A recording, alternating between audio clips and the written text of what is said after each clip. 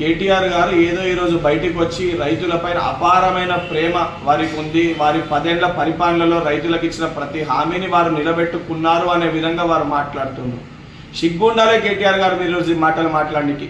చాలా స్పష్టంగా మీరు తెలంగాణ రాష్ట్రాన్ని కంప్లీట్గా అప్పుల పాలు చేసినప్పటికీ కూడా రైతులకు ఇచ్చిన ఒక భరోసాని, ఒక ధైర్యాన్ని నిలబెట్టుకోవాలని చెప్పి ఎంత కష్టమైనా కూడా ఇచ్చిన ప్రతి ఒక్క హామీని కూడా ఈరోజు మా గౌరవ ముఖ్యమంత్రి గారు, కేబినెట్ అందరూ కూడా ఏకాభిప్రాయానికి వచ్చి ప్రతి ఒక్క హామీని కూడా నిలబెట్టుకుంటున్న ఘనత ఈరోజు కాంగ్రెస్ ప్రభుత్వాన్ని, కాంగ్రెస్ పార్టీది.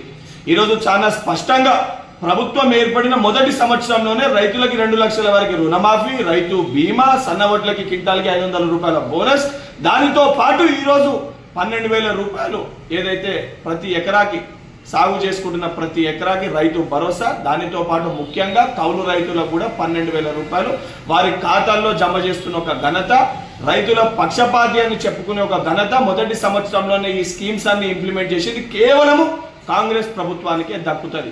ఇవన్నిటిని తట్టుకోలేక, జీర్ణించుకోలేక 10 ఏళ్ల మీ పరిపాలనలో మీరు చెయ్యలేనివి మేము చేస్తున్నామని ఒక కోపంతో విషం చిమ్మే ఒక మాటలు ఈరోజు కేటీఆర్ గారు మాట్లాడుతున్నారు. ఇసొంటి ఒక వ్యవహారం మంచిది కాదు. ఇప్పటికన్నా కల్వకుంట్ల తారక రామారావు గారు మీరు మాట్లాడుతున్న మాటల్ని మీరు ఆపకపోతే రేపు తెలంగాణ రాష్ట్రంలో మీరు తిరిగితే ఇదే రైతులు మీ పైన దాడులు చేసే పరిస్థితి ఏర్పడుతుంది.